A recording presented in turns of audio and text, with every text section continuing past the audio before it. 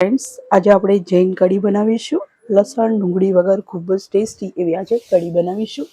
તો આપણે અહીંયા એક વાસણ લીધું છે. એમાં આપણે 3 ચમચી જેટલો ચણાનો લોટ લઈ લઈશું અને એમાં આપણે 3 ગ્લાસ જેટલી પહેલાં છાશ ઉમેરીશું. પહેલાં આપણે 1 ગ્લાસ ઉમેરી દઈશું અને સારી રીતના લોટ અને છાશને મિક્સ કરી લઈશું, જેથી એમાં કોઈ પણ ગાંઠ ના રહે. તો આ રીતના આપણે લોટ અને છાશને મિક્સ કરી લીધું છે. હવે આપણે બાકીના 2 ગ્લાસ છે તે છાશ ઉમેરી દઈશું. તો અહીંયા તમે જોઈ શકો છો, આપણે 3 ગ્લાસ છાશ ઉમેરી છે અને 1 ગ્લાસ પાણી ઉમેર્યું છે. સારી રીતના મિક્સ કરી લેશું.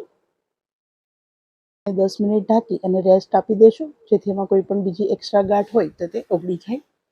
તો 10 મિનિટ પછી તમે જોઈ શકો છો કે આપણું બેટર છે તે સારી રીતના રેડી થઈ ગયું છે.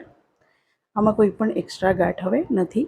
તો આપણે હવે જે વાસણમાં કઢી બનાવવી છે એમાં આપણે બેટરને લઈ લેવાનું છે. તો મેં અહીંયા એક કઢાઈમાં બધું બેટર લઈ લીધું છે અને ઉપરથી 2 ગ્લાસ પાણી એડ કર્યું છે અને 1 ચમચી મીઠું એડ કર્યું છે. હવે આપણે આને ઉકળવા દઈશું.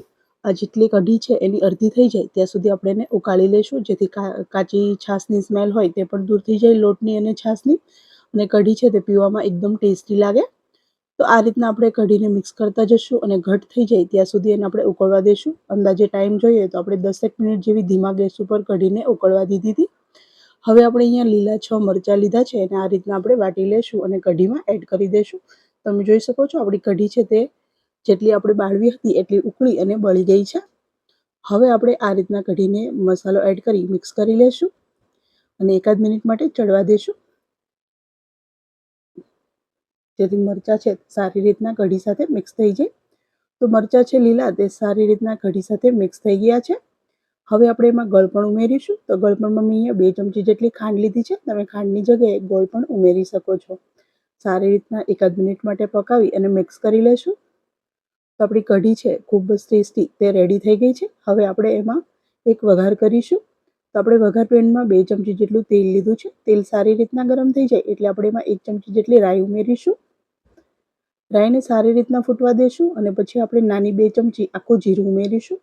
જીરું સારી રીતે સતળાય એટલે 2 તેજપત્તા, 2 લાલ મરચાં અને 4 થી 5 લવિંગ ઉમેરી અને સારી રીતના આપણે એને તેલમાં સોતે થવા દઈશું. અને પછી આપણે 10 થી 15 મીઠા લીમડાના પાન ઉમેરી અને વઘારની આપણે કઢીમાં ઉમેરી દઈશું. તો આપણે કઢીનો વઘાર કરી લીધો છે.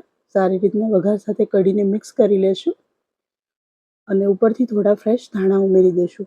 તો તમે જોઈ શકો છો ખૂબ જ ટેસ્ટી એવી આપણી ખાટી મીઠી વ્હાઈટ કઢી બની અને તૈયાર છે. આમાં આપણે ડુંગળી કે લસણનો બિલકુલ યુઝ કર્યો નથી, તો પણ ખૂબ જ ટેસ્ટી લાગે છે ટેસ્ટમાં. એકવાર આ રીતના આ કઢી બનાવી જુઓ અને મને કોમેન્ટ કરજો તમને મારી આજની આ રેસિપી કેવી લાગી છે. અને આપણે ખીચડી, ભાત, રોટલી કે રોટલા સાથે સર્વ કરી શકીએ છીએ. ખૂબ જ ટેસ્ટી લાગે છે.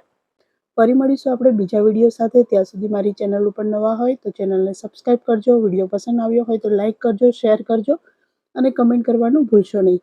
ફરી મળીશું. ત્યાં સુધી મારી રેસિપી સારી લાગતી હોય તો એકવાર જરૂર ટ્રાય કરજો. ફરી મળીશું. ત્યાં સુધી બાય બાય, આવજો.